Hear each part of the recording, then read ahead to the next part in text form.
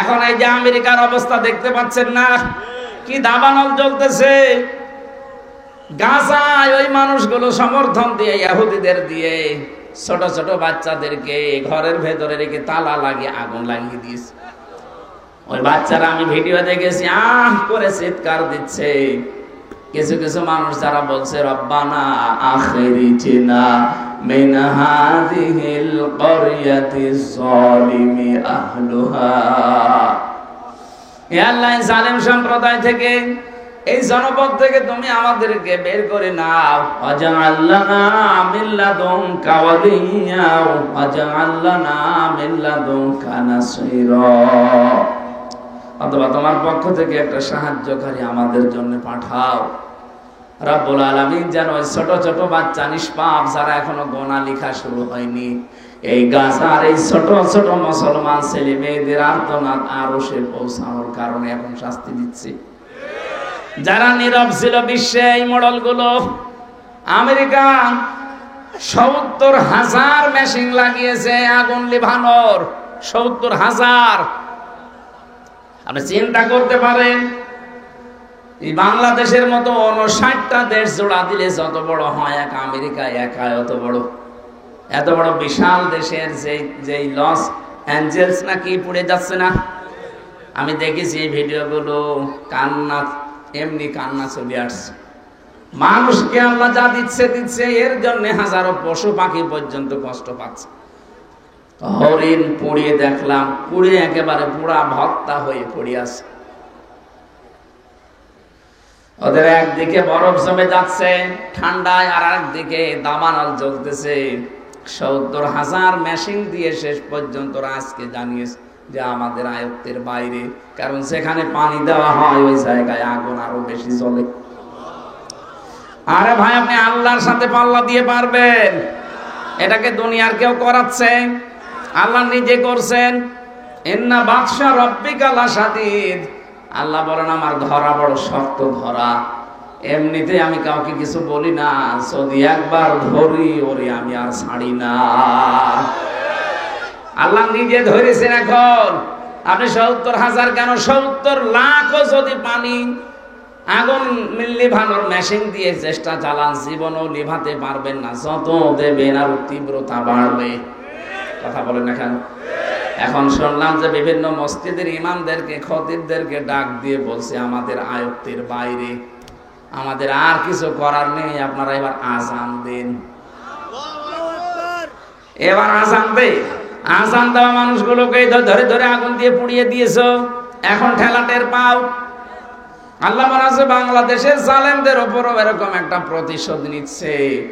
আলেমদের মাথায় দড়ি দিয়ে যখন নিয়ে যেত, তখন বলতো দেখ কেমন লাগে। এখন যখন নিয়ে যায় আদালতে, আমরা বলছি দেখ কেমন লাগে। যদিও শয়তানদেরকে এখনো পর্যন্ত আরামে রেখেছে। সেদিনে গম চোরটা দেখলাম, কামরুল টাক, ওরে ২ তালার কথা বলে ৪ তালায় তুলেছে। এই জন্য এত বড় ইতরামি করো আমার সাথে? ওরে শয়তান! আলেমদের মাথায় দড়ি দিয়ে ছাগলের মতো টেনে নিয়েছে, তো তখন কিছু বলনি। আর এখন ২ তালার কথা বলে ৪ তালায় নিয়ে যায় তোমার ঘর, ওর মুখের উপরে দেওয়া দরকার ২ চাটি। শয়তানের শয়তান। এই দেশটাকে নষ্ট করার জন্য যারা ভূমিকা পালন করেছে, তার ভেতরে এটাও একটা শয়তান। শিক্ষা ব্যবস্থা ধ্বংস করার জন্য যারা কাম করেছে, আপনার এই পাশের জেলা চাঁদপুরের একজন আর চট্টগ্রামের একজন, একেবারে শেষ করে দিয়েছে এই ২ জন। এর আগে সিলেটের একজন ছিল, ওটাও একটা শয়তান। ওদের শয়তান না কোনটা? প্রত্যেকটাই শয়তান। শয়তান মনে হয় ১৫.৫ বছরের ছুটি নিয়েছিল, বলেছিল যে আমি আর শয়তানি কোথায় করব, আমার সাথে বড় বড় ভাই দেশে আছে, অন্য দেশে। কে একটা যেন গল্প বলতো ছোটকালে সন্তান, যে শয়তান একবার খুঁজে পাওয়া যাচ্ছে না, কোথায় আছে কোথায় আছে। ও শেষ পর্যন্ত খোঁজ খবর নিয়ে দেখা গেল বাংলাদেশ নামে একটা দেশে বঙ্গবন্ধু শেখ মুজিবুর রহমানের পা ধরে পড়ে আছে। কে তুমি এখানে?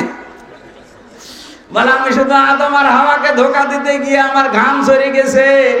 আরে তো আমার বড় উস্তাদ, এ ধোঁকা দিয়েছে ৭.৫ কোটি মানুষকে। আমি মাত্র 2 জনকে ধোঁকা দিতে গিয়ে জীবন আমার শেষ। এটা আমার বড় উস্তাদ না যে 7.5 কোটি মানুষ ধোঁকা দিয়ে বোকা বানিয়ে আজ বসে আছে।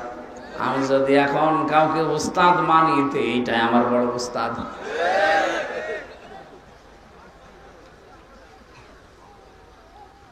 আল্লাহর সাথে পাল্লা দিয়ে পারা যাবে না, এজন্য আমাদেরকে নত স্বীকার করা লাগবে। বিশ্ব নবীকে আল্লাহ যে পথ দিয়েছিলেন এটা অস্থায়ী পথ না, ওটা স্থায়ী পথ। আমরা আল্লাহর কাছে 17 বার প্রতিদিন চাই, আল্লাহ তুমি আমাদেরকে ইহদিনাস সিরাতাল মুস্তাকিম, আমাকে সরল এবং সঠিক পথ দেখাও।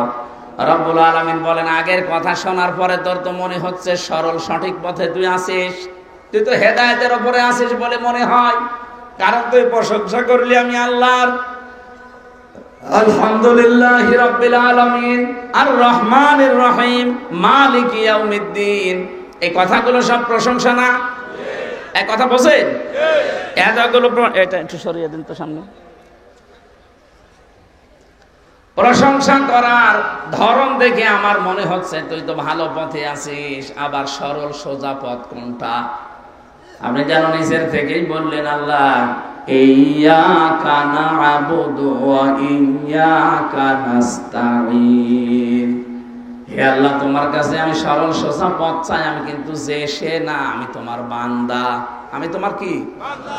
আমি তোমার বান্দা, আমি স্বীকৃতি দিলাম। আজ অনেক মানুষ দেখি আল্লাহর বান্দার পরিবর্তে বিভিন্ন পীর সাহেবের গোলামের কথা পরিচয় দেয়, বলে আমি আমার পীরের গোলাম। এটা জায়েজ নেই। যারা বলেন হয়তো না বুঝে বলেন, আপনি এখনই তওবা করেন। এই পৃথিবীতে আমরা কারো বান্দা না, আমরা রাসূলুল্লাহর বান্দাও না। বান্দা কার? আল্লাহ। এই শব্দটা কত দামি জানেন? বান্দা, আব্দুল, এটা আল্লাহ নিজে আমাদের নবীকে নাম ধরে দিয়েছেন। ওয়াইন কুনতুম ফি রাইবিম মিম্মা নাযালনা আলা আবদিনা, এই যে আব্দুল শব্দটা এত আদরের, এত ভালোবাসার, আমরা ওই শব্দটাই নামাজে বারবার আল্লাহকে শোনাই। ইয়্যাকা না'বুদু, হে আল্লাহ তুমি আমাকে চিনতে পারোনি, আমি তোমার দাস, তোমার গোলাম, বান্দা, আমি তোমারই ইবাদত করি। ওয়া ইয়্যাকা নাস্তাঈন, তোমার কাছে সাহায্য চাই। স্বাভাবিক ভাবে যেন মনে হচ্ছে আল্লাহ আমার সামনে দাঁড়িয়ে জিজ্ঞাসা করছে, হামজা তোমার বান্দার স্বীকৃতি দিলে, এতগুলো প্রশংসা করলে, আমি আল্লাহর কি দেব তোমারে বলো দেখি। তখন আমরা সরল সোজা এবং স্থায়ী মুস্তাকিমের পথ চেয়েছি। বলেন বলেন, এটা চাইলে শেষ হয়ে গেছে। আল্লাহ যেন প্রশ্নবোধক চিহ্ন দিচ্ছে, সিরাতে মুস্তাকিম কি এটা? আল্লাহ যেন আমাকে জিজ্ঞাসা করছে কি এটা।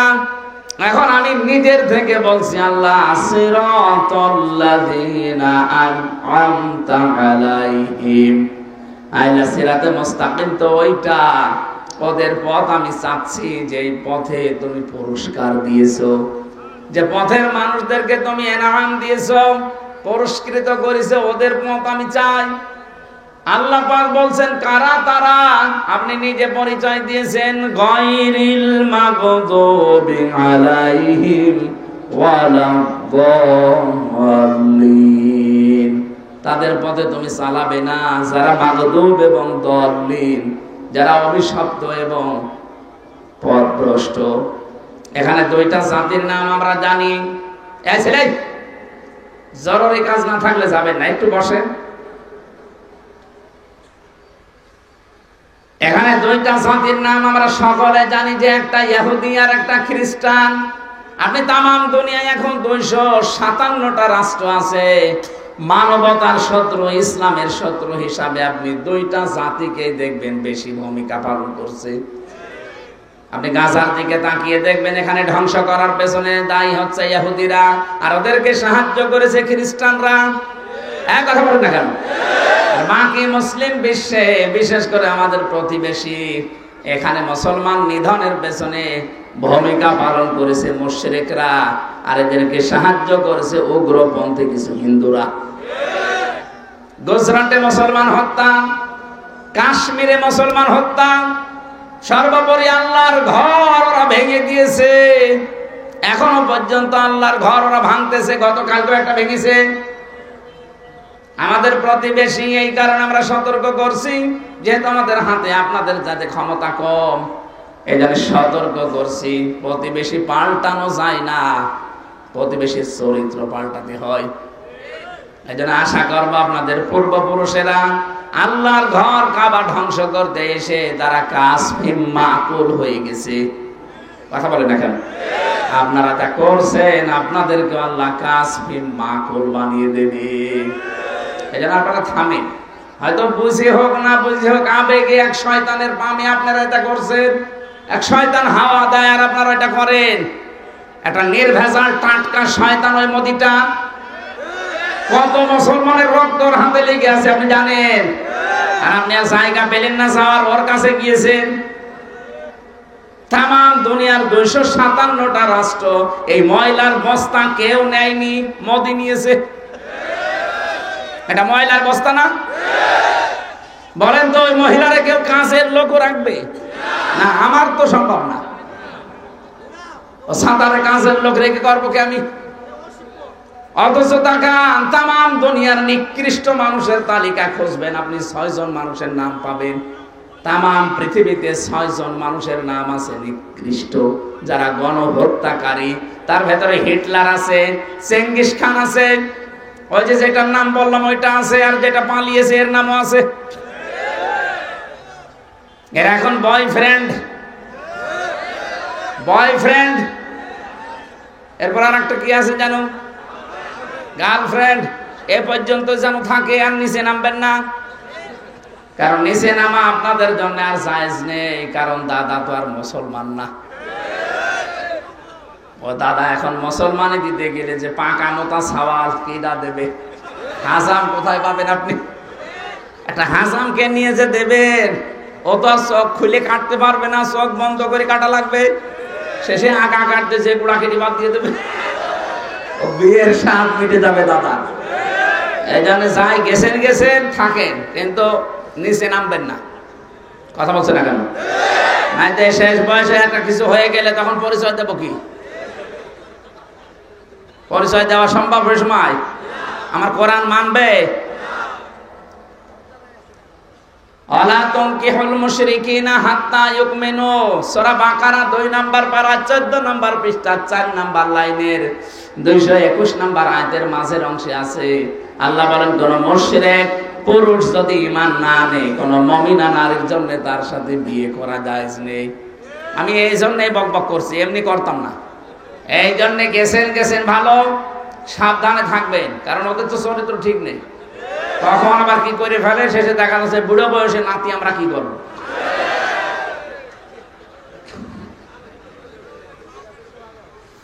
কুমিল্লাবাসী, একটা মহিলার জেদের কারণে আপনারা কিন্তু বিভাগ পাননি, তো বিভাগ হয়েছে। তো একটা মানুষের দোষ দিতে যে মোশতাক কি করেছে, মোশতাক আপনার যা করেছে ভালো করেছে, এরকম আরো বেশি করার দরকার ছিল, তাহলে এই যন্ত্রণায় পড়া লাগতো না আমাদের। এই কথা বলেন না কেন? খালি মোশতাকের দোহাই দিয়ে এত বড় একটা জেলা, বাংলাদেশের 17 জেলার ভেতরে একটা জেলা কুমিল্লা, এটা বিভাগ হওয়ার মতো না? কি হয়তো আপনার দিলে তাহলে এক জেলার উপরে হিংসা করে আপনাদের সারা কুমিল্লায় প্রায় 20-22 লক্ষ মানুষ বাস করে পুরা জেলা মিলে। হ্যাঁ, এতগুলো মানুষের এখন সব মনের ভেতরে দুঃখ না? এই দুঃখ থাকবে না, সামনে জেলা বিভাগ হবে ইনশাআল্লাহ। আমরা সবাই চাচ্ছি, সারা বাংলাদেশে তো আমি ঘুরি, বলে না এটা ঠিক হয়নি, এদের বিভাগ দেওয়া দরকার। আল্লাহ যেন অন্তত এটা আপনাদের দেখার তৌফিক দেন, জোরে বলুন আমিন। আমার ভাইরা, আমি যে কথা বলছিলাম, রব্বুল আলামিন এই 2টা জাতির নাম দিয়েছেন এই কারণে, একটা অভিশপ্ত আর একটা পথভ্রষ্ট। এই পৃথিবীতে কেন তারা অভিশপ্ত, কেন পথভ্রষ্ট, আমি প্রায় 5টা কারণ পেয়েছি তাফসিরে। এইদিকে তাকান, এটা আমাদের সাথে আবার মিলবে। 1 নম্বরে, এই মানুষগুলো কিন্তু জানতো যে আমাদের নবী মুহাম্মদুর রাসূলুল্লাহ শেষ নবী এবং সর্বশ্রেষ্ঠ নবী, কারণ ওদের তাওরাতে ওদের ইনজিলে কয়েকশো বার লেখা ছিল এটা। তাওরাত কিতাবে, ইনজিল কিতাবে আমাদের নবীর নাম পরতে পরতে তার প্রশংসা লেখা ছিল। আমাদের কোরআন পড়তে গেলে আমরা যে অক্ষরগুলো দিয়ে পড়ি, আমার আল্লাহ প্রতিটি অক্ষরে আমাদের নবীর সম্মান আর পরিচয় তুলে ধরেছেন। আপনি দেখবেন যারা আরবি পড়তে পারে বলবেন আলিফ দিয়ে দেখবেন আহমদ, আলিফ দিয়ে আহমদ মানে প্রশংসিত। বা দিয়ে আল্লাহ বলেন আমার নবী বাশির, সুসংবাদদাতা। তা দিয়ে আমার নবী মুত্তাকি, তিনি পরহেজগার। সা দিয়ে আমার নবী মুদ্দাসসির, তিনি কম্বলওয়ালা। জিম দিয়ে আমার নবী জামিল, তিনি সুন্দর। হা দিয়ে আমার নবী হামিম, তিনি অন্তরঙ্গ বন্ধু। খ দিয়ে আমার নবীর পরিচয় আল্লাহ দিয়েছেন খাতামান নাবিয়্যিন, আমার নবী শেষ নবী। আপনি একটা একটা করে যখন যেতে থাকবেন দেখেন সর্বশেষ অক্ষরে আল্লাহ ডাক দিয়েছেন ইয়াসিন, হে নেতা। সুবহানাল্লাহ বলতে পারেন? ওদের কিতাবে এভাবে প্রত্যেকটি পরতে পরতে সাজানো ছিল নবী মুহাম্মদ রাসূলুল্লাহর পরিচয়, যে উনি একজন শেষ নবী আসবে, উনি সর্বশ্রেষ্ঠ নবী। আমিনা তার মায়ের নাম, আব্দুল্লাহ তার বাবার নাম, দাদার নাম পর্যন্ত লেখা ছিল।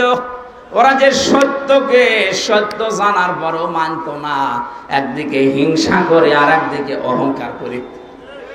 তাহলে এখান থেকে একটা মাসলা বের হয়, হিংসা করে আর অহংকার করে যারা সত্যকে সত্য জানার পরও মানে না, আমার আল্লাহ পাক বলেন তারা অভিশপ্ত, তারা পথভ্রষ্ট। এই বাংলাদেশের সাথে একটা মিলান তো। আর যারা সত্যকে সত্য জানার পরও মানতে চান না, হয় হিংসা করে অথবা অহংকার করে। বলেন, এই যে কিশোরগঞ্জের এক পাগলা বের হয়েছে, ফজু পাগলা, ফজলুর রহমান, একটা পাগল। আগে ছিল ছাত্রলীগের সভাপতি, খরচ পাল্টি এখন চলে এসেছে আর এক দলে। ফজু পাগলা এখন পুরাটাই পাগল হয়ে গেছে। ও দেখতে পাচ্ছে সত্য, কিন্তু এই মহাসত্যকে জানার পর অস্বীকার করছে। এই দেশে যারা ইসলাম মানে এরা সব মিলে মাত্র 10 ভাগ, আর আমরা যারা আছি ইসলামের বাইরে তারা 90 ভাগ। আরে ভাই, এটা আগস্টের 5 তারিখের আগে নেই কি? আপনি আগস্টের 5 তারিখের আগে জরিপ দেখেন, এই দেশে মাত্র 100 জনের 15 জন মানুষ চাইতো এই দেশে কোরআনের বিধান কায়েম হোক। অথচ এই যে জানুয়ারি মাসের 1 তারিখ থেকে রিপোর্ট বের হচ্ছে, আন্তর্জাতিক খবর রাখেন, এদেশে এখন 100 জনের 58 জন মানুষ চাচ্ছে এদেশে কোরআনের বিধান কায়েম হোক।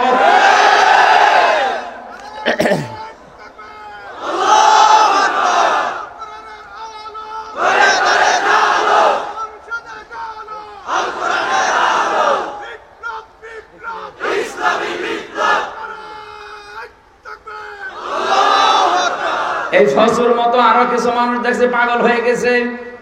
এই যে হারুন একটা, হারুনের বউ পাপিয়া একটা, আমি নাম ধরেই বলছি কারণ এরা পুরাটা এখন মাথা আউলিয়ে গেছে। এরা সত্যকে সত্য জানার পর অস্বীকার করছে। ওরা বলে ভোট হলে ইসলামপন্থী মানুষ মাত্র 10 ভাগ ভোট পাবে।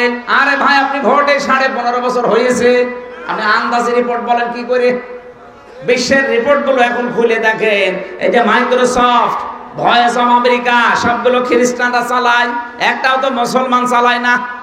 তারা এখন রিপোর্ট দিচ্ছে বাংলাদেশ দেখে, এই দেশে যেভাবে মানুষের উত্থান হচ্ছে ইসলামে, আগামীতে তৃতীয় শক্তি হিসাবে ইসলাম ক্ষমতায় যাবে।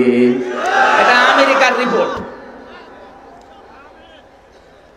মাইক্রোসফটের রিপোর্ট দিয়েছে তামাম দুনিয়ায় 257টা রাষ্ট্রের ভেতরে মিথ্যা কথা বলার দিকে এগিয়ে আছে ভারত। আরে ভাই, আমরা তো বানাইনি, বানিয়েছে খ্রিস্টানরা। সবচাইতে বেশি মিথ্যা খবর প্রচার করে ভারতে। আপনি দেখেছিলেন না ওদের সাংবাদিকের অবস্থা কি? হলহকার, মলম। আমার মনে হয় মলম বিক্রেতা হতা নড়াচড়া করে না। যা আমরা নিয়ে নেব, আমরা চট্টগ্রাম। আরে দাদা, চট্টগ্রাম নিয়ে নেবেন মানে আপনি কি যৌতুক নেবেন? আর মেয়ে তো পালিয়ে গেছে, যৌতুক কিসের? মেয়ে তো বিয়েই আমরা মানি না। আর আমাদের যে ধর্ম, ধর্মে যৌতুক দেওয়াও জায়েজ নেই, নেওয়াও জায়েজ নেই। যদিও এখানে কিছু আছে যৌতুক খায়, কারা কারা যৌতুক নিয়েছেন হাত তোলেন তো। আলহামদুলিল্লাহ, এই ছেলেটা ভালো আছে। আলহামদুলিল্লাহ বললাম এই কারণে, আমার তো ছেলে নেই, মেয়ে আছে, আমার আর যৌতুক দেওয়া লাগবে না। এই ছেলে এত দূর বিয়ে দেওয়া যাবে না। কোথায় কুষ্টিয়া, কোথায় কুমিল্লা, এত দূর বিয়ে দিয়ে থাকা যায়? আসতেই লাগে আমার একদিন।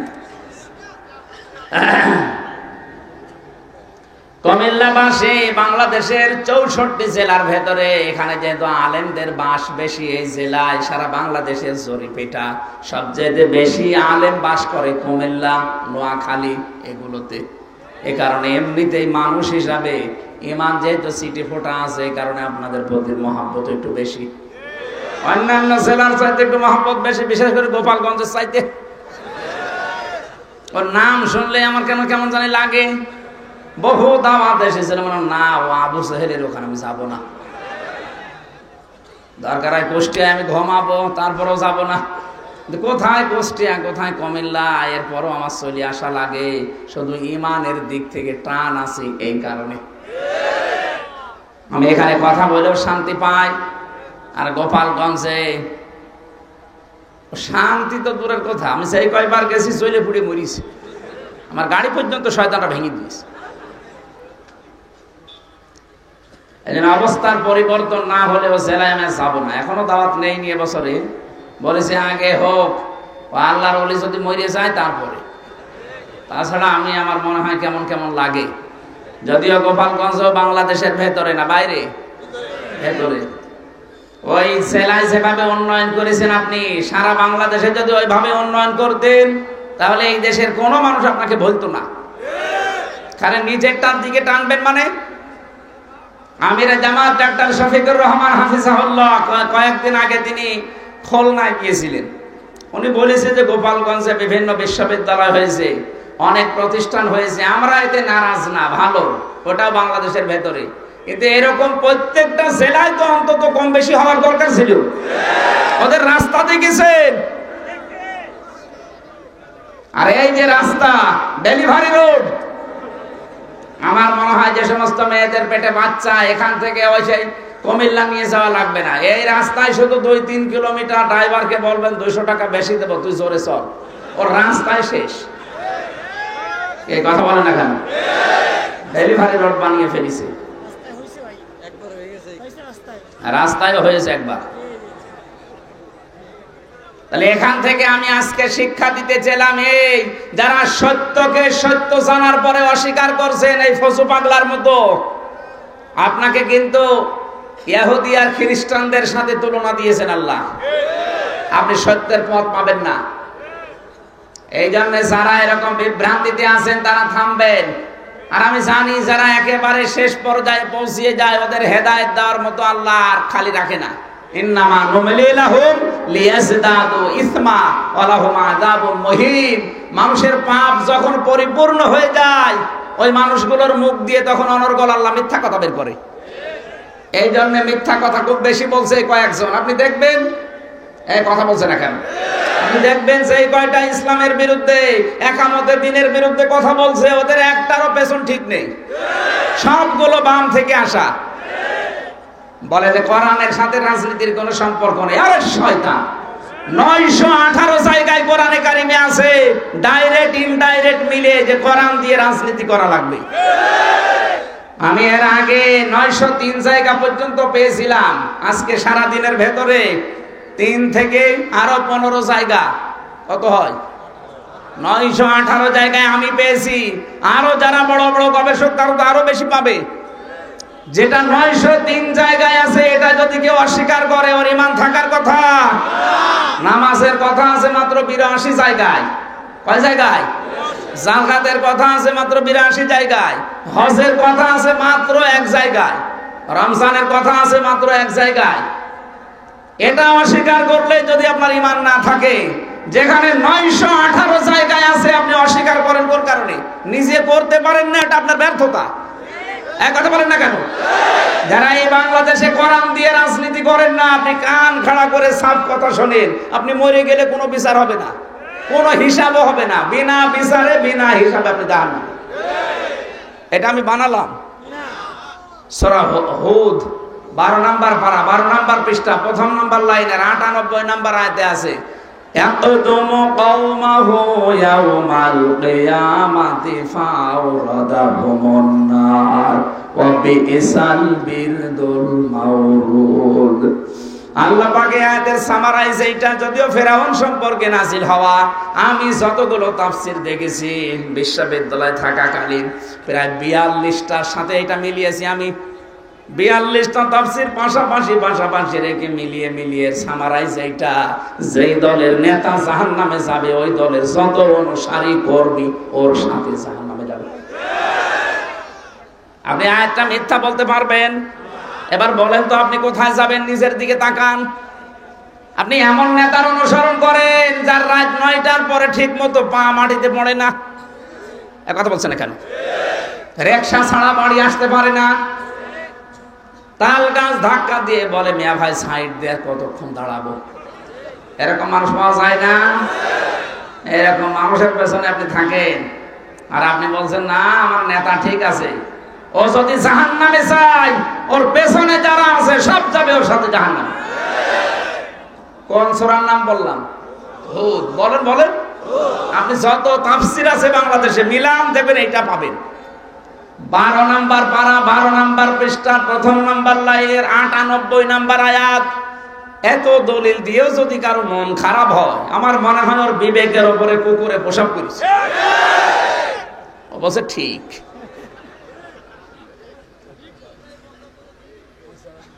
এই বলেন তো এই আয়াতের মূল শিক্ষা আমরা কি পেলাম? যারা সত্যকে সত্য জানার পরে অস্বীকার করে, মানতে চায় না, হিংসা করে হোক আর অহংকার করে হোক, এরা একদিকে মাগদুব আর একদিকে দললীন, পথভ্রষ্ট না, একদিকে পথভ্রষ্ট আর একদিকে লানত প্রাপ্ত। সুতরাং এটা শুধু ইহুদি খ্রিস্টানদের জন্য না, মুসলমানদের ভেতরেও জানেন যে এটা সত্য। বাংলাদেশে আজ হাজার হাজার দল করে মানুষ, এর ভেতরে সব দল তো আর সঠিক না। এক কথা বলেন না কেন? নবীজি বলেছেন আমার উম্মতের ভেতরে 73টা দল হবে। বনি ইসরাইলে ছিল 72 দল, আমার উম্মতে হবে 73 দল। এর ভেতরে 72 দল যাবে জাহান্নামে, একটা দল যাবে জান্নাতে। তাহলে এই দেশে যতই দল থাক সব দল তো আর জান্নাতি না। বলেন মানা আলাইহি ওয়া সাহাবী, একালি টান আছে।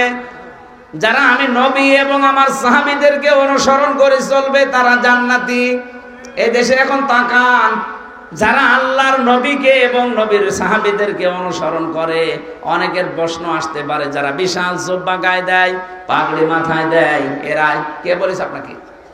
বিশ্ব নবীর সাহাবীদের জীবনীগুলো খোলেন, এক একজন সমরবিদ ছিলেন, কেউ অর্থনীতিবিদ ছিলেন।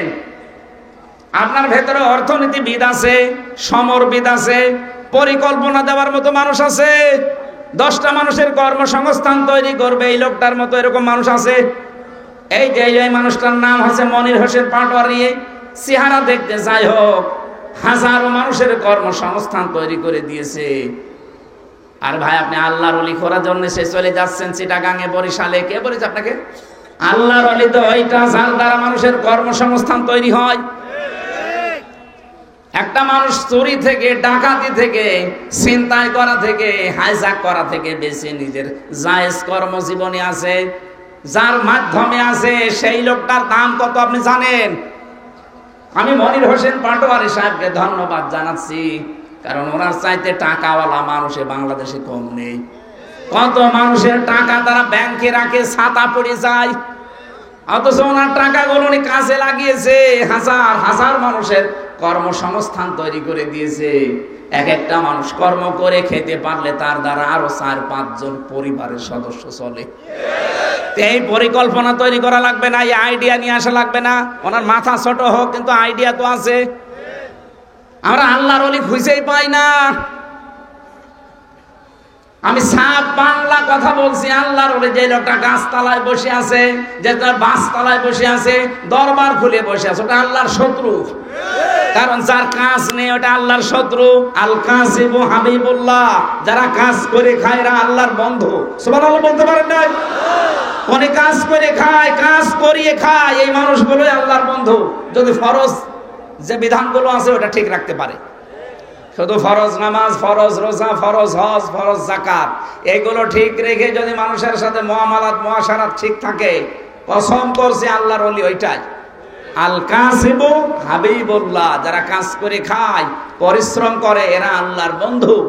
আল কাসিবু হাবিবুল্লাহ। তলাবু কাসবিল হালালি ফারিদাতুম বাদাল ফারিদা, নির্ধারিত ফরজ আদায় করার পর হালাল রুজির জন্য চেষ্টা করা, কষ্ট করা, ওটা আরেকটা ফরজ। এই ফরজটা বাংলাদেশে নেই, এই জন্য এত দুর্নীতি। এটা যদি আমরা ফরজ মনে করে পালন করতাম, ৪২,০০০ কোটি টাকা প্রতি বছরে বছরে পাচার হতো না। এক পদ্মা সেতু বানাতে ৩২,০০০ কোটি টাকা খরচ। কেন? যারা বানিয়েছে তাদের সাথে কথা বলেন, যত টাকা আপনি এখান থেকে মারিং কাটিং করেছেন, এরকম ব্রিজ ৪টা বানানো যাবে। ওই যে শুধু নামাজকে, রোজাকে, কোরআন পড়াকে ইবাদত মনে করে, আর কর্মজীবন যেটা হালাল রুজির জন্য চেষ্টা করা, এগুলো মনে করে দুনিয়ার কাজ। এই জন্য দরবেশের মতো মানুষ এত বড় বড় দাড়ি ৩৬,০০০ কোটি টাকা চুরি করেছে। ওর হাত না, ওর মনে হয় ছোট ঠ্যাঙও কেটে ফেলা দরকার। শয়তান যা করেছে।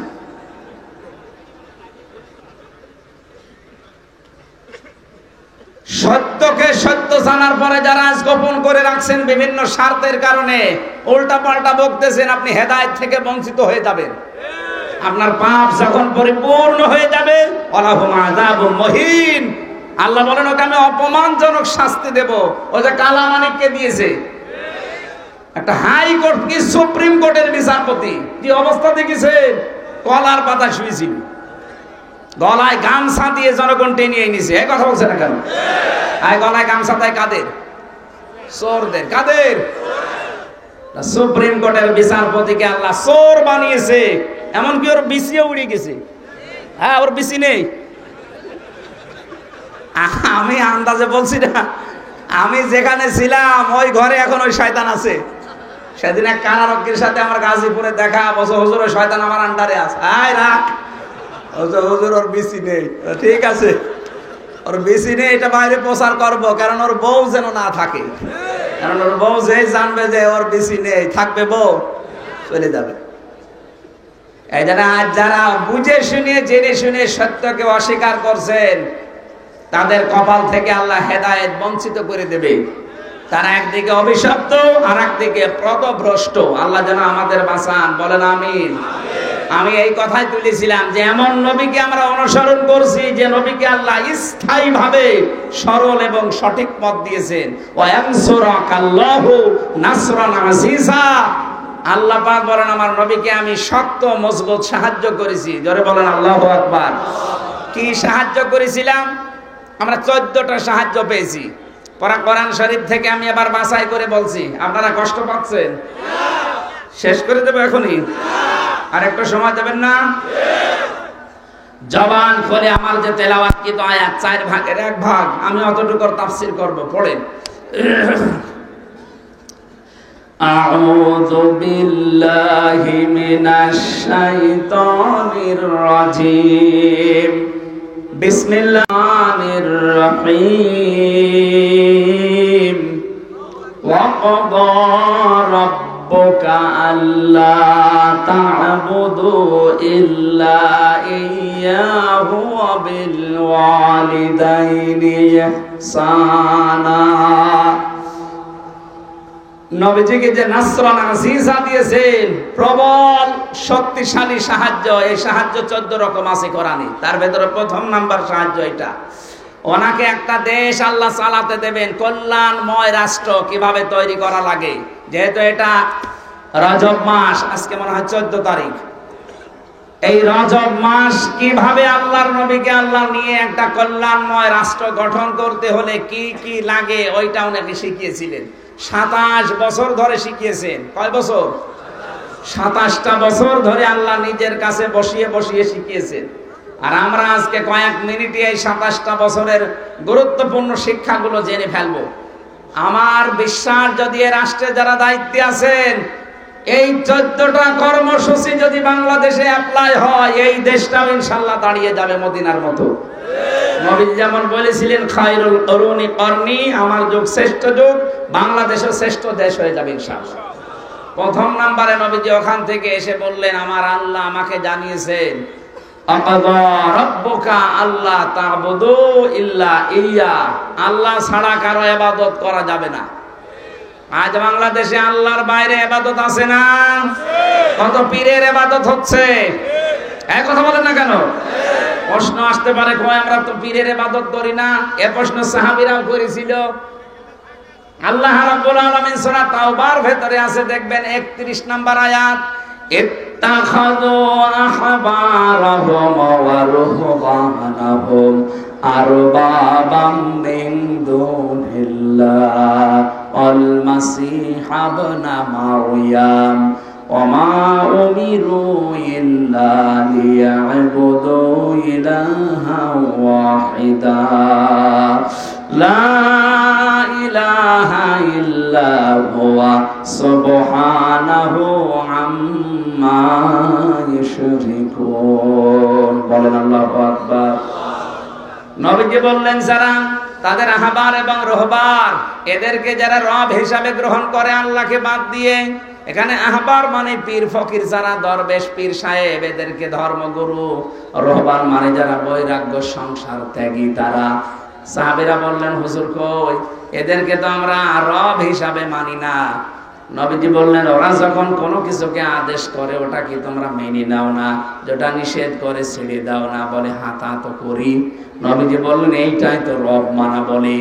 আজ বাংলাদেশে কোরআনের কথা বলে আদেশ দেবেন, মানবে না, বলে আমার বাবা বলেছে। এরকম ভক্ত আছে না দেশে?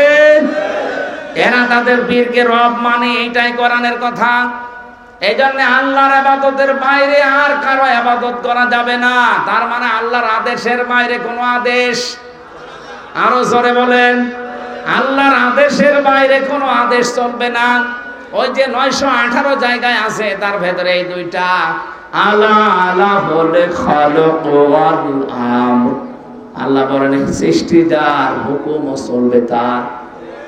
ইনিল হুকমু ইল্লা লিল্লাহ, যিনি বানিয়েছেন আইন চলবে তার।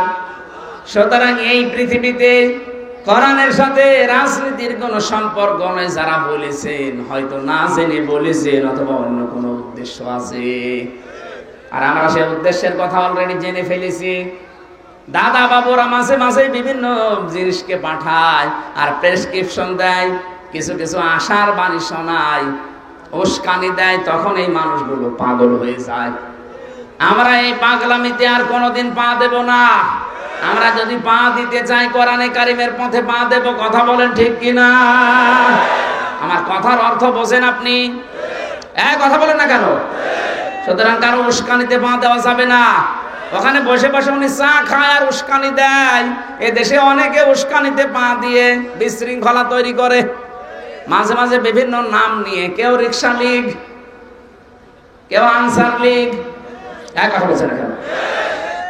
মাঝে মাঝে দেখবেন অন্যান্য ধর্মের লোকদের কেউ দিয়ে উস্কানি দেয়, আর এগুলো উস্কানিতে পা দেয় তারা, যারা এই 15.5 বছরে মাল কামিয়েছে। বিশেষ করে গোপালগঞ্জের লোক যেহেতু বেশি, এই জন্য উস্কানিতে পাও দেয় ওরা বেশি। কি হয়েছে দেখেছেন? পেছনে লাল হয়ে গেছে।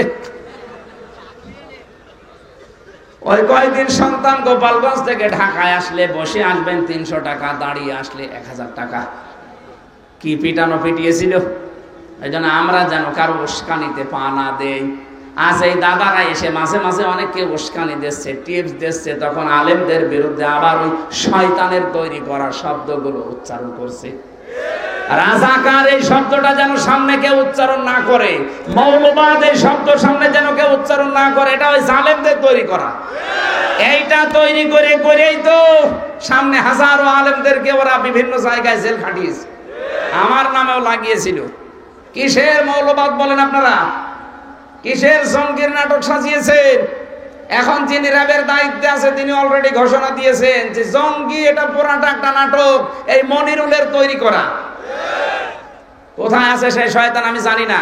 আমার মনে হয় এরকম মানুষকে আর বাঁচিয়ে রাখা ঠিক না, সবাই করে দেওয়া দরকার। ওরা বহু আলেমের জীবন নষ্ট করেছে জঙ্গির নাটক সাজিয়ে। আমার জীবন থেকে 3টা বছর কেড়ে নিল আন্দাজে একটা বেকার একটা মিথ্যা মামলা দিয়ে। কিছুদিন আগে আদালত থেকে আমার রায় দিয়েছে যে আমি নির্দোষ। আমার কোনো দোষ পাইনি। তা আমি নির্দোষ মানুষকে যারা 3টা বছর জেল খাটিয়েছে, তাও ফাঁসির কন্টেম ছেলে, আমি চাই তারাও যেন 3 বছর এরকম জেলে থাকে। আর এখন মামলার আয়ু আমার কাছে কল দিয়ে বলো, হুজুর মাফ করে দিয়ে। কিসের মাফ? আগে আমার টাকা ফেরত দেন। কথা বলে না কেন?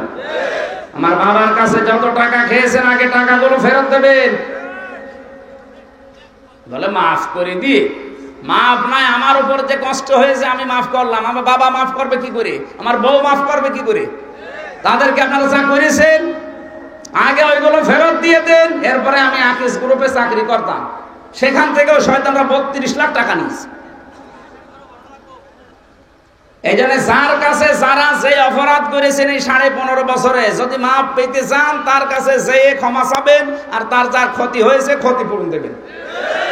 নাই তো শুধু আস্তাগফিরুল্লাহ পড়ে জীবনও আপনার মাফ হবে না। যারা বলে যে আস্তাগফিরুল্লাহ পড়লেই মাফ হয়ে যায়, আন্দাজে বলে। কারণ আপনি তো অপরাধ আল্লাহর কাছে করেননি যে আস্তাগফিরুল্লাহ পড়বেন, অপরাধ করেছেন আপনি হামজার কাছে। এক কথা বলে না কেন? এজন্য অপরাধ যার কাছে ক্ষমা চাবেন, অপরাধ যার কাছে স্বীকার করবেন। এদেশের মানুষ পুরা উল্টা বোঝে, অপরাধ করে এই দেশে আর কাবার দেওয়াল ধরে কান্নাকাটি করে। তোর কাবার দেওয়াল ধরে কান্নাকাটি করা দরকার কি? তুই কি আল্লাহর কাছে অপরাধ করেছিস? অপরাধ করেছিস যার কাছে, ক্ষমা চাবি তার কাছে। আর শুধু ক্ষমা চাইলেই হবে? আপনি তার ক্ষতিপূরণ দেবেন না? এই যে পিবিআর যে লোকটা মনোজ কুমার, এটা টাটকা নির্ভেজাল শয়তান। এর জন্য প্রায় 20 জনের উপরে আমার পাশে জেল খাটতেছে দেখলাম। কেউ ফাঁসির আসামি, কেউ যাবজ্জীবন। ওই নুসরাত হত্যা মামলার যে লোকটা, ওর কারণে মদ যে মসি বলে একজন ছিল, সেও আমার মনে হয় বিনা কারণে জেল খেটেছে, একটু ঝামেলার কারণে। আর ওই শয়তান হাজার হাজার কোটি কোটি টাকা মারিং কাঠিং করেছে বিভিন্ন জায়গায়। আর এদের কাছেও টাকা চেয়েছিল, এরা টাকা দিতে চায়নি, এদেরকে ফাঁসিয়ে এখন এই যে জেল খাটাচ্ছে, জীবনটাই নষ্ট করে দিয়েছে। একটা স্বামী যদি ভেতরে থাকে তার পরিবার পুরো নষ্ট হয়ে যায় না? ওই শয়তানের শুনলাম ভিসা বাতিল করে দিয়েছে, ওর পাসপোর্ট জব্দ করেছে। ওকে যেন ছাড়া না হয় এই মনোজ কুমার। এটা একটা নির্ভেজাল টাটকা, একেবারে টাটকা শয়তান। আমি তো শয়তান দেখিনি, ওরে দেখলে মনে হয় শয়তান যদি দেখতাম তো এরকমই হতো। এরকম বহু শয়তান এই দেশে এই জালেমাকে টিকিয়ে রাখার জন্য চেষ্টা চালিয়েছিল। এই ডিআইজি মনিরুল যেটা, এরপরে আমার এই আসাদুজ্জামান কাউন্টার টেররিজমের যেটা প্রধান ছিল, ওটা আর একটা খালি আলেমদেরকে গায়ে হাত দিত। আল্লামা জুনায়েদ বাবুনগরী রহমতুল্লাহ আলাইহি তার দাড়ি ধরে এভাবে টান দিয়ে তুলে ফেলেছিল। আলেমদেরকে পা উল্টা দিকে দিয়ে মাথা নিচের দিকে দিয়ে পিটিয়েছে। আমারও হাত পেছনে বেঁধে বা ডান্ডা বেড়ে দিয়েছে পায়ে, মাজার সাথে দড়ি বেঁধে 11 ঘন্টা টাঙিয়ে রেখেছে শয়তান, তাও মাটির নিচে। এরপরে চোখ বেঁধে দিয়েছে কালো কাপড় দিয়ে। মাঝে মাঝে বলছে, যা বলতে বলি এগুলো যদি না বলেন তাহলে আপনার বউ তুলে নিয়ে আনবো। ওরা আমার সামনে ওই যে কি দিয়ে নখ তোলে, ওই মেশিন গুলো নিয়ে এসে দেখাতো যে এইগুলো দিয়ে আমরা হাতে পায়ের নখ তুলি। আমার মনে হয় এখন ওদের তোলা দরকার। কথা বলেন। শিবিরের সভাপতি ছিল দেলাওয়ার ভাই, নাম শোনেননি? তার গরম করে তার লজ্জাস্থানে ঢুকিয়েছে। ওরা নিজেরাই বলছিল আমার সাথে যে দেলাওয়ারকে আর মাসুদকে আমরা একেবারে ফুটবলের মতো পিটিয়েছি, তার পুরো সঙ্গই নষ্ট হয়ে গেছে।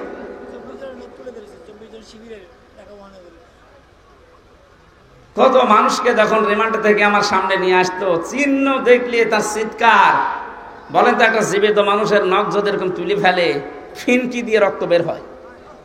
আপনি তুলে দেখেন, একটা মানুষের চোখের এই যে ভরু, এগুলো যখন সব তুলে ফেলেন দেখবেন ও কিছুক্ষণ পরে পিটাবেন পায়ের নিচে অন্ধকার দেখবে। একাধারে আধা ঘন্টা পিটাতে আছে পায়ের নিচে, আপনি আধা ঘন্টা 1 ঘন্টা পরে কিছু দেখতে পাবেন না, কারণ পায়ের রগের সাথে চোখের রগের একটা সম্পর্ক আছে। ওরা তো জানে কোথায় কি মারলে, কোন জায়গায় কি করলে ও আর জীবনে কিছু করতে পারবে না। শফিকুল ইসলাম মাসুদ ভাই ডাক্তার, তার এই হাত পা এই সমস্ত জায়গা ফুটবলের মতো পিটিয়েছে, সবগুলো গুঁড়ো গুঁড়ো হয়ে গেছে। শুধু খালো হাউ আঙ্কেল নাই, হাউ আঙ্কেলের মতো হাজারো হাউ আঙ্কেল আছে। একটাকেও ছাড় দেওয়া ঠিক না, তাহলে সামনে যারা আসবে এরা আরো বেশি জুলুম করবে। এদেরকে দৃষ্টান্ত হিসাবে এমন শাস্তি দেওয়া লাগবে, আগামীতে যারা আসবে ক্ষমতায় তারা যেন অন্তত ভয়ে কাঁপে না, দরকার নেই।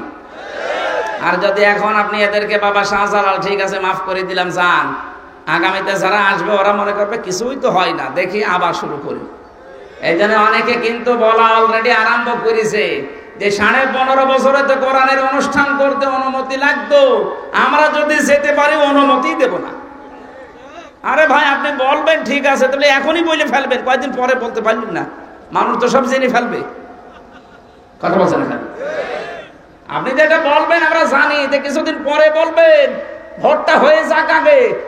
আগে যদি বলে ফেলেন এদেশে 96% মুসলমান, এরা জানতে মাতাল হলো, তাহলে ঠিক আছে। আপনি আলেমদের বিরুদ্ধে যাবেন, জীবনও এ দেশের মানুষ মেনে নেবে না। এই কথা বলে না কেন?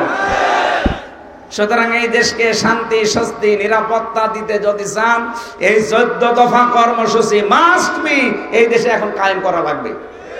নবীজিকে বললেন যে প্রথম নাম্বার কায়েম করবেন, কেউ যেন আমি আল্লাহ ছাড়া অন্য কারো ইবাদত না করে। এটা যখন একেবারে সব জায়গায় জারি হয়ে যাবে, অবিল ওয়ালিদাইনি ইহসানা, এই পৃথিবীতে আমি আল্লাহর পরে সবচেয়ে বেশি কষ্ট করে এই মানুষের জন্য তার মা বাবা। আমি বিজ্ঞানের তথ্য পড়েছি, একটা মানুষ পৃথিবীতে আসতে যে কষ্ট হয় মায়ের, 57 ইউনিট কষ্ট হয়। কত? অথচ 45 ইউনিট কষ্ট দিলে একটা মানুষ মরে যায়। আমরা যারা পুরুষ মানুষ আছি সর্বোচ্চ 45 ইউনিট কষ্ট পেলে আপনি মরে যাবেন। আর মা আমার মুখ দেখা দেখিয়ে 57 ইউনিট কষ্ট সহ্য করেছে। অথচ এই মাকে অনেকে আলাদা করে দিচ্ছে খাবারের ভয়ে। অনেকে তাদেরকে শুধু আলাদা করে না, বৃদ্ধাশ্রমে রেখে আসতেছে। বর খুশির জন্য, শাশুড়ির খুশির জন্য মা বাবাকে আলাদা করে দেয়, বাড়ি থেকে তাড়িয়ে দেয়। এমন মানুষ কুমিল্লায় নেই? এটা আলেমদের জেলা। এ কাজ করেন কোন কারণে? এটা রংপুর বিভাগের ওই যারা, তাদেরকে আমরা মফিজ বলে ডাকি, তারা করলে নাই হয়, তারা বোঝে না, সোঝে না। আপনারা তো জ্ঞানী মানুষ। এ জেলা বাংলাদেশের জন্য একটা শিক্ষা। অনেক মানুষ এই জেলার দিকে তাকিয়ে থাকে। আর আপনারা যদি বৃদ্ধাশ্রম তৈরি করেন, কুমিল্লাতে বৃদ্ধাশ্রম তৈরি হচ্ছে, নাউজুবিল্লাহি মিন যালিক, বৃদ্ধাশ্রম তৈরি করা জায়েজ নেই। আমি সেদিন নীলফামারী জেলার কিশোরগঞ্জ থানায় গিয়েছিলাম একটা বৃদ্ধাশ্রম দেখার জন্য। যে দেখি এইদিকে 25 জন, এইদিকে 25 জন মা আর বাবা বসে আছে, চোখের ভেতরে তাদের পানি টলটল করছে। ওদের চেহারার দিকে বোঝা যাচ্ছে যে প্রত্যেকটা মা বাবা সন্তানের জন্য বরদোয়া দিচ্ছে। ওদেরও আমার মতো ছেলে মেয়ে নেই? এক কথা বলে না কেন? এই জন্য সাবধান। আল্লাহ নিজের পরে কিন্তু কোনো পীরের নাম দেয়নি, আল্লাহ নিজের পরে শাশুড়ির নাম দেয়নি, আল্লাহ নিজের পরে কার নাম দিয়েছে? মা বাবা। এই দুইটাকে সামনে ঠিক রাখবেন। হ্যাঁ, স্ত্রীর যে সম্মান, অবশ্যই তাকে সুসম্মান দেওয়া লাগবে। এখানে একটা একটা করে 14টা বিষয় লেখা আছে। আপনারা সূরা বনী ইসরাঈলের 23 থেকে 38 এই আয়াতগুলো তাফসীর আকারে পড়বেন। আমি আশা করছি পারিবারিক জীবন নিয়ে আমার বই লেখা আছে জেলখানায় বসে বসে। কোথায় আছে সে গাড়ি? এই যে সাদা গাড়ি, এখান থেকে মেয়েদের জন্য নিয়ে যান। ওইটা পুরুষের জন্য একটা আছে, মেয়েদের জন্য একটা আছে। পারিবারিক জীবনের দাম্পত্য কলহ এবং তার সমাধান, এটা পড়াবেন, মেয়েদের জীবন সংশোধন হবে। আল্লাহুম্মা আমিন। লা ইলাহা ইল্লা আনতা সুবহানাক ইন্নী কুনতু মিনাজ জালিমিন। আল্লাহ তাআলা কবরবাসীর উদ্যোগে আজকের এই বিশাল আয়োজন 2 দিন ব্যাপী চলছে।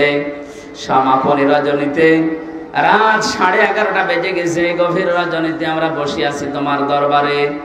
রব্বুল আলামিন আমাদেরকে খালি হাতে ফেরত দিও না, কিছু না কিছু আমাদেরকে দাও। আমিন। বিশেষ করে কবরের মানুষগুলোকে তুমি জান্নাতুল ফেরদাউস দিয়ে দাও। আমিন। এলাকার মানুষেরা যারা বিশাল আয়োজনে আঞ্জাম দিল, আমার আজকের সভাপতি আল্লাহ জনাব মনির হোসেন তায়া রব্বানা عن أبي هريرة رضي الله تعالى عنه قال قال النبي صلى الله عليه وسلم الدنيا سجن المؤمن وجنة الكافر رواه ابن ماجه وقال تعالى في شان حبيبي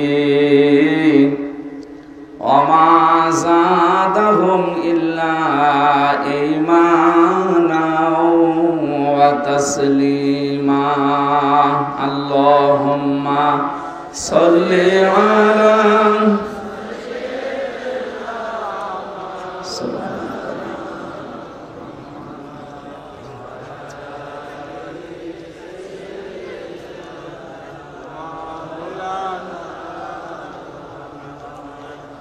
বালাগাল উলা বিকামালিহি কাশফাদ দুজা বিজামালিহি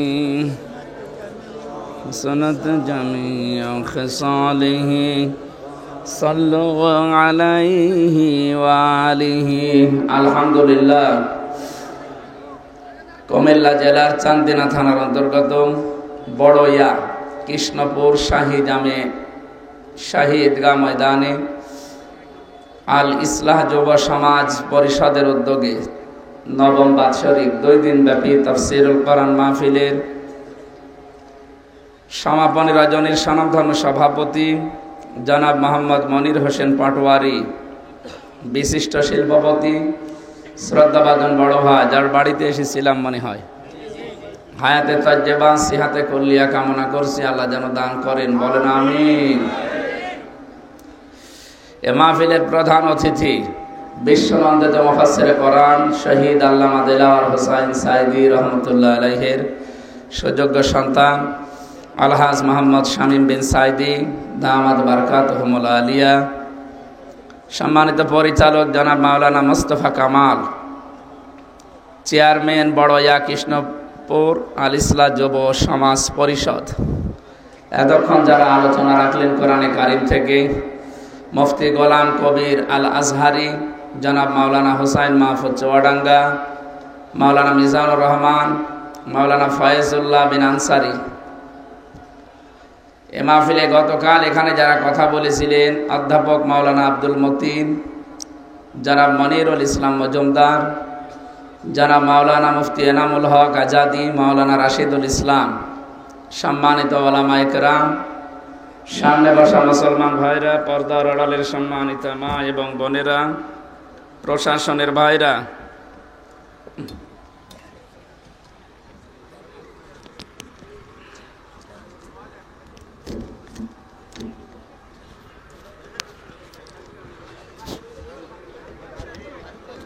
না না ঠিক আছে,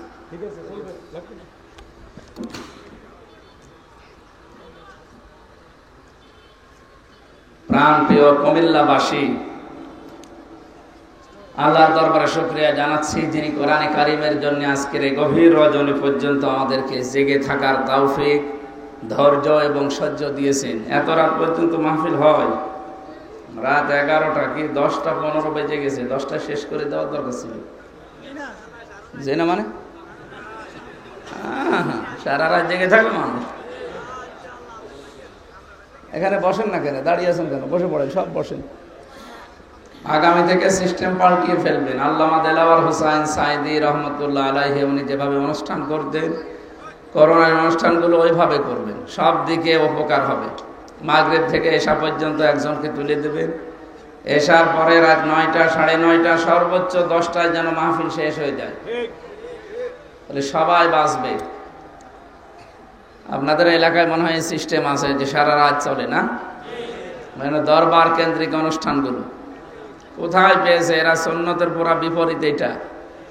এশার নামাজের পরে গুরুত্বপূর্ণ কাজ না থাকলে ঘুমিয়ে পড়া দরকার, আর রাত তোলে ওরা রাত 10টা 11টা 12টা 1টায়। সেদিন সিরাজগঞ্জে না কোন জায়গায় নিয়ে গিয়েছিল, পাবনা। আমারে বলছে হুজুর আপনি ঘুমান, আপনার ফলর রাত 3টায়। হ্যাঁ, এরকম মাহফিল করার জন্যই তো এসেছি, তাও তো আপনাকে আমরা সকাল সকাল তুললাম। এইটাই যদি সকাল হয় তো বিকাল কখন? এরপরে আর কেউ আছে? বলে আর একজন আছে না, আমরা ওই রকম অনুষ্ঠানের সামনে করব না ইনশাল্লাহ। ঘোষণা দিচ্ছি এই মাহফিলে, এই যে রেকর্ড হচ্ছে তো,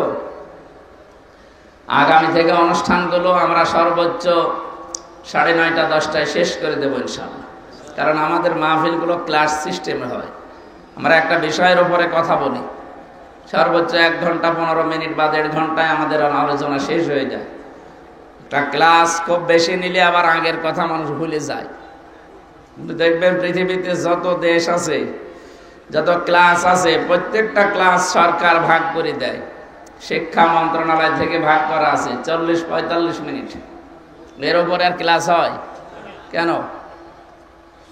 কি যারা বিশ্ববিদ্যালয়ে ক্লাস নেয় আমি দেখেছি, মিশর থেকে যারা আসতো, সৌদি আরব থেকে আসতো, মদিনা বিশ্ববিদ্যালয় থেকে ডক্টর জিয়াদ বলে একজন স্যার ছিল আমার, উনি আরবি গ্রামার নিতেন। লোকটা বাংলা বলতে পারতো না, তো আরবিতে এমন কায়দা কৌশলে গভীরে চলে যেত। ও 45 মিনিট না 45 ঘন্টা বসে থাকবেন, কখন সময় যায় আপনি টেরও পাবেন না, যারা বোঝে তারা। আর যদি গ্রাম্য মানুষ নিয়ে তার সামনে বসিয়ে দেন, ও 2 মিনিট পরে গালি দেবে, হ্যাঁ ঘন্টামি করার জায়গা পায় না, কি বলে না। কিন্তু যারা বোঝে তারা 40-45 মিনিট না 45 ঘন্টা চলে গেলেও মনে করবে যেন আরো গভীরে ঢুকুক। তো এই জন্য ক্লাসের সিস্টেম সরকার এভাবে করেছে, এই কারণে এই মাথায় কথা ধরার একটা লিমিট আছে। 45 মিনিটের পরে বিজ্ঞান এই মাথার উপরে গবেষণা চালিয়ে দেখেছে যে যতই ভালো কথা বলেন আগেরটা আপনি ভুলে যাবেন। এই জন্য আমরা এমন ক্লাস করব না যে আগের গুরুত্বপূর্ণ কথাগুলো ভুলে যাচ্ছে। এই জন্য যতটুকু পারা যায় আমরা চেষ্টা করব এখান থেকে কিছু বাণী নিয়ে যাওয়ার। যে আল্লাহ আমাদেরকে এখনো পর্যন্ত ধৈর্য ধারণ করে সহ্য নিয়ে এখানে বসে থাকার তৌফিক দিয়েছেন, বলেন আলহামদুলিল্লাহ। দরুদ আর সালাম পাঠ করছি আমাদের নবী, মানবতার মহান শিক্ষক মুহাম্মদুর রাসূলুল্লাহ সাল্লাল্লাহু আলাইহি ওয়াসাল্লামের প্রতি, যারা আনিত আদর্শ পেয়ে আমরা খুশি না বেজার? সবাই খুশি তো ইনশাআল্লাহ? এই কথাটা যেন ঠিক থাকে। মুহাম্মদুর রাসূলুল্লাহ আমাদের কাছে একমাত্র আদর্শ। এ কারণে দুনিয়ায় এমন কোন মানুষ আসে না যার চরিত্র আপনার কাছে পরিষ্কার। আপনি বলতে পারবেন যে আপনি যাকে মেনে চলেন এই লোকটা জীবনে কোনোদিন মিথ্যা কথা বলেনি? পারবেন না। এই লোকটা জীবনে জেনা করে নিয়ে কথা বলতে পারবেন? তাও পারবেন না। অথচ এমন একজনকে আমরা মানি যে লোকটা সারাটা জীবনে 63 বছরে কোনোদিন একটা মিথ্যা কথা বলেনি, বলেন আলহামদুলিল্লাহ। আর বাকি গোলাম করে তো বললামই না, জীবনে তারা স্পর্শও করেনি। যদি ছোটখাটো কোনো ভুল তার থেকে বের হয়েছে, সঙ্গে সঙ্গে আল্লাহ রাব্বুল আলামিন কোরআনে কারিমে আয়াত নাযিল করে সুসংবাদ দিয়েছেন।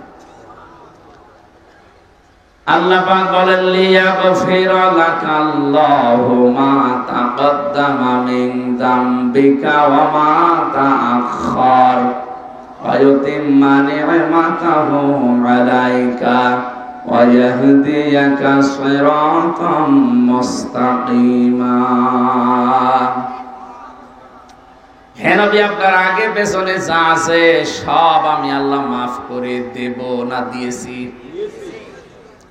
লিয়াগফিরা লাকাল্লাহু মা তাকদ্দামা মিন যামবিকা, সামনে পেছনে যা ছিল একটাও রাখি নাই। কোনো ভুল ত্রুটি যদি হয়েছে আমি আল্লাহ ওটা আর বাকি নেই, সবগুলো আমি মাফ করে দিয়েছি।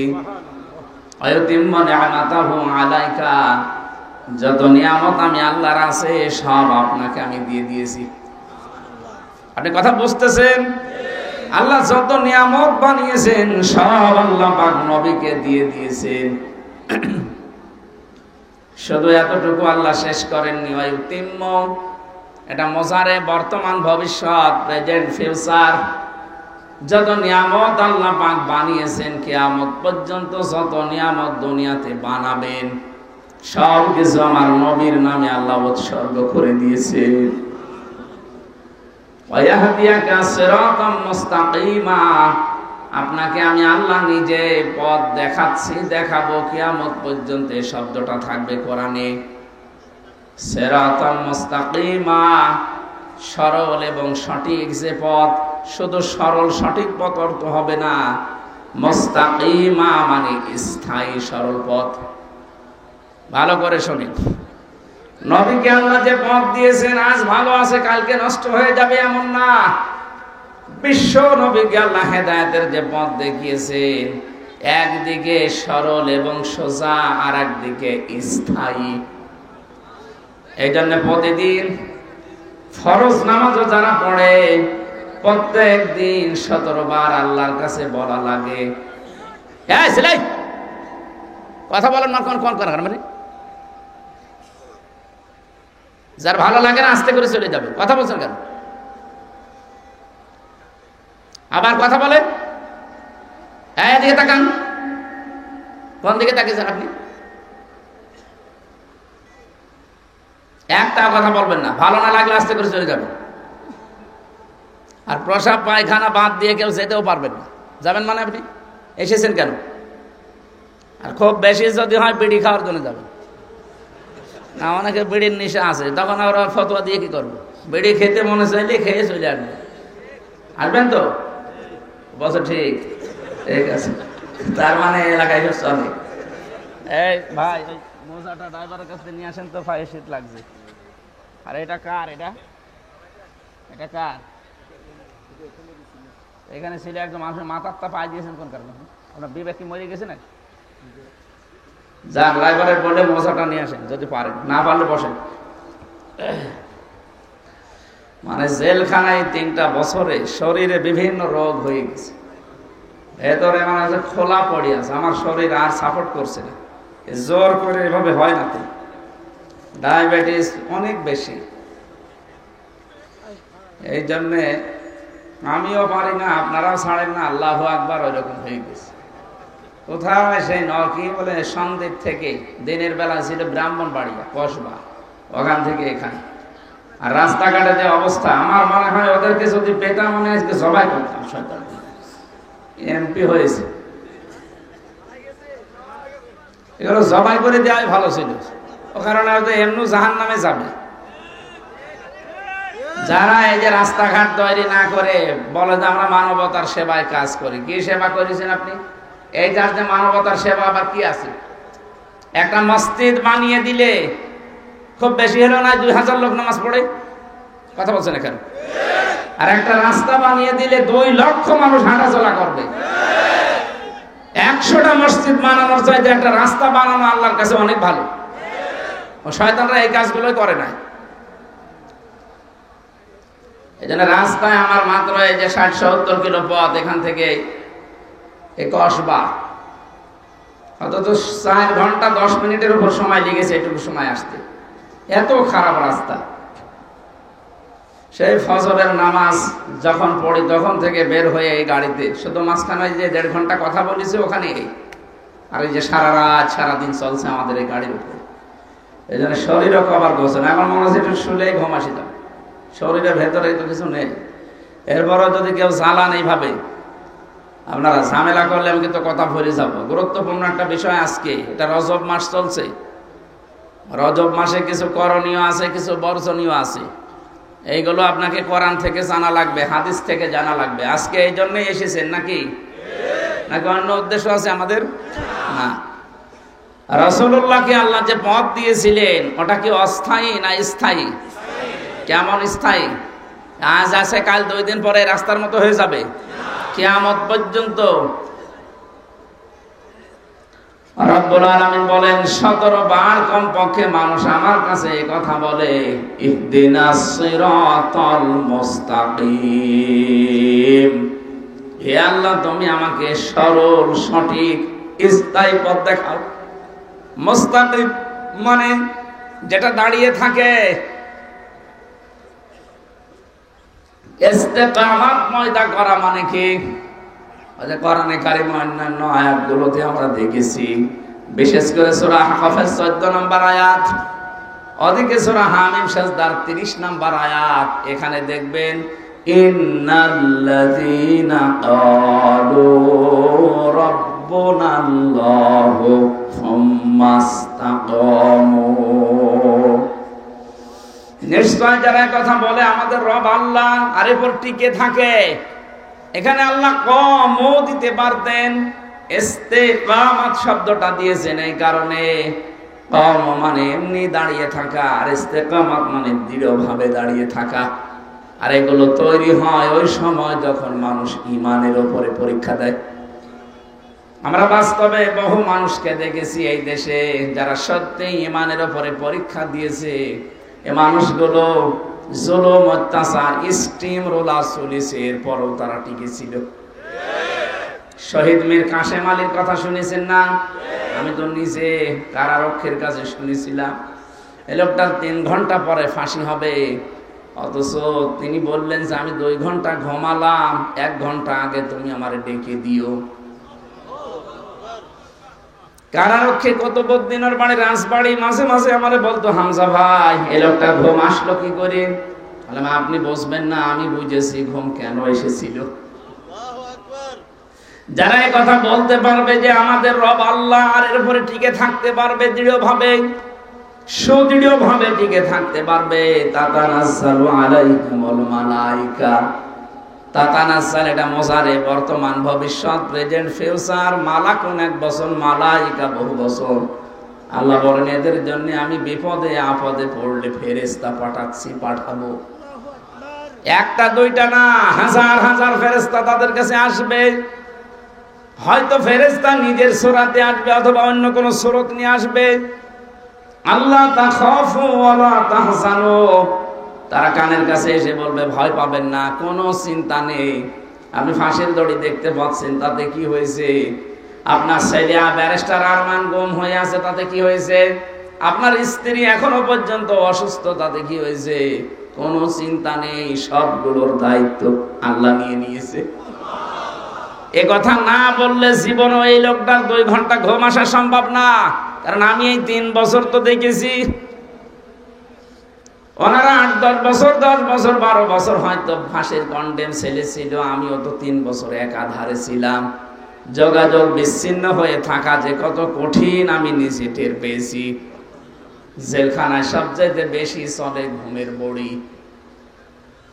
তা ওনারা ছিল, আমরা ছিলাম প্রায় এই এশিয়া মহাদেশের ভেতরে সবচাইতে ভয়ঙ্কর জেল ওইটা কাশিমপুরের হাই সিকিউরিটি জেল যেটা বলে। ওখানে কোনো মায়া দয়া নেই। কোরআনে সূরা তাহরিমের ভেতরে পড়েছিলাম, ওয়ায়াফায়ামুরুনা মা তাফআলুন।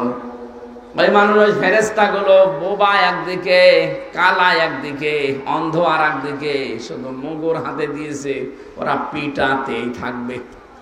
আপনি বললেও কিছু শুনবে না, ওরা তো চোখেও দেখে না, কথাও বলতে পারে না। এইরকম ফেরেশতার হাতে মুগুর দিয়ে বলবে, আল্লাহ বলবে পিটা, পিটাতেই থাকবে। আল্লাহ যা আদেশ করেছে ওইটা ছাড়াও কিচ্ছু জানে না। তা আমরা মনে হয় এই 3টা বছর এইটাই দেখেছি, ও হাসিনা যা আদেশ করেছে ও তা ছাড়া কিছুই জানে না। ওর মনুষ্যত্ব মরে গিয়েছিল। না তো একটা মানুষকে 3.5 হাতে দিকে, এদিকে 1.5 হাত, এতটুকু জায়গায় 24 ঘন্টা তালাবদ্ধ করে রাখে, তো ওর বিবেক নেই? ওই জেলারের, ওই সোফারের, ওই আইজির, ওই পিজন আইজি যে ছিল ডিআইজি, ওর বিবেক ছিল না? ছিল, কিন্তু বিবেক মরে গেছে। আমার মনে হয় ফেরেশতার মতো, ওরে যা বলে দিয়েছে ও তাই করবে। আমি আলেম হই আর আমি জালেম হই, ওর কাছে কিছুই না। আমার নামের আগে যে একটা মাওলানা লেখা আছে, ওর কাছেও কিছুই না।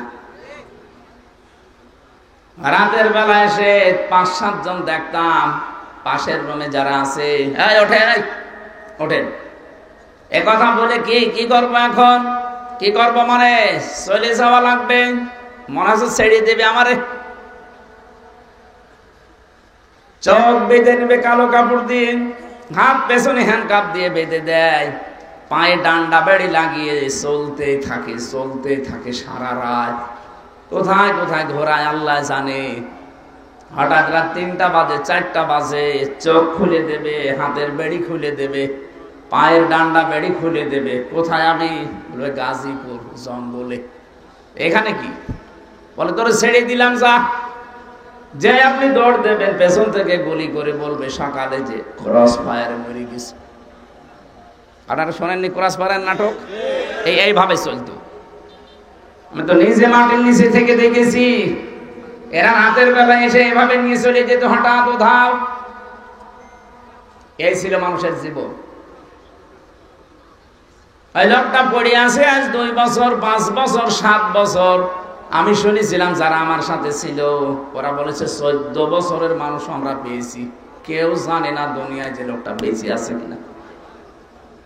এত বড় বড় নখ হয়েছে তো মানুষের, চুল দাড়ি গোপ দেখলে আপনি ভয় পেয়ে যাবেন প্রথমে, ওরে বাবা কি মানুষ না জঙ্গল থেকে বেরিয়ে আসতেছে।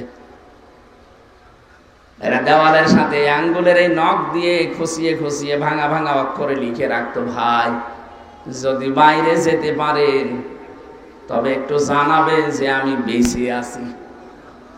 কারণ বাইরে মানুষ জানেই না যে ও বেঁচে আছে। এমন কিছু মানুষকে জিজ্ঞাসা করতাম যে আপনার নাম কি, বলে কি, তার মানে ও নিজের নামও জানে না। তার মানে ওই নাম ধরে তো তাকে বছরের পর বছর ডাকা হয় না, ও নামও ভুলে গেছে।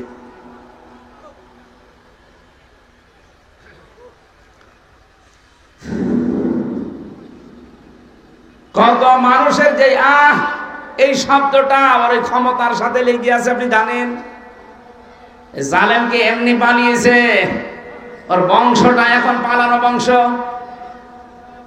আপনি দেখেছেন ওনার বোনের মেয়ে টিউলিপ সিদ্দিকী পদত্যাগ করেছে মন্ত্রিত্ব থেকে। ওনার মেয়ে যেটা পুতুল, ওইটার এখন অবস্থা নড়বড়ে। কত মানুষকে নাকি অবৈধভাবে নিয়োগ দিয়ে সেখান থেকে টাকা পয়সা খেয়েছে, বলেন সুবহানাল্লাহ। সব ওরা ত্যাগী বংশ, দেশ ত্যাগ করেছে দুই বোন মিলে। ছেলের বউ ছেলেকে ছেড়ে ত্যাগ করে চলে গেছে, মেয়ের জামাই মেয়েকে ত্যাগ করে চলে গেছে। এই যে এটাও তো পদত্যাগ করা লাগলো বোনের মেয়েকে। নিজের মেয়েকেও যদি কয়েকদিন পরে পদত্যাগ করা লাগবে, যা করেছে এখন যা আসতেছে এটাও লাগবে। কারণ ওটা তো আমাদের মতো দুর্নীতিগ্রস্ত না, ওরা একেবারে সোল পরিমাণ কিছু পেলে তার খবর করে ফেলে। আর আপনি বিশ্ব স্বাস্থ্য সংস্থার দায়িত্ব নিয়ে বিভিন্ন জায়গা থেকে মাল কামিয়েছেন, যে আগে কি সুন্দর মাল কামাই, এই করেছেন যারা, তাদের কিন্তু সমস্যার সামনে আসতেছে। আমার ভাইরা, এই যে কত মানুষের আর্তনাদ জড়িয়ে আছে। তাহাজ্জুদের সময় দেখেছি মাঝে মাঝে রাত 3:30 4টার সময় যখন আমরা উঠতাম, মাওলানা মামুনুল হক আর আমি এক জায়গায় ছিলাম, হঠাৎ ওযু করার জন্য উঠে 2 তলা 3 তলা 4 তলা 5 তলা থেকে আওয়াজ আসতো, কে গো? ওই যে বিডিআর, আজ 14 বছর পড়ে আছে বিডিআর, কিচ্ছু জানে না। ও মাঝে মাঝে এসে বলতো, হামজা ভাই মাত্র আর 1 মাস পরে আমি রিটায়ার্ড হয়ে যেতাম। অথচ এই জালেমরা একটা দুর্বিসন্ধি করে আমাদের এই প্রশাসনের বিভাগটা নষ্ট করি। আমি আজ 14 বছর পড়ে আছি বিনা কারণে। এ বয়সে আমার স্ত্রীর কাছে, আমার ছেলে মেয়ের কাছে, নাতির কাছে থাকার কথা, অথচ আজ মুরব্বী মানুষ, পঞ্চগড়ে বাড়ি লোকটার, 14 বছর পড়ে আছে। মাঝে মাঝে রাতের বেলা দেখতাম এভাবে শব্দ দিত। আমার মনে হয় ওর এই আর্তনাদ, এর এই দীর্ঘশ্বাস আরো সে চলে গেছে।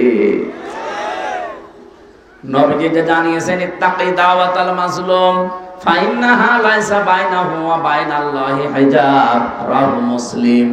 তোমরা বেঁচে থাকো মাজলুমের বরদোয়া থেকে, কারণ মাজলুমের বরদোয়া আর আল্লাহর ভেতরে কোনো হিসাব থাকে না, পর্দা থাকে না।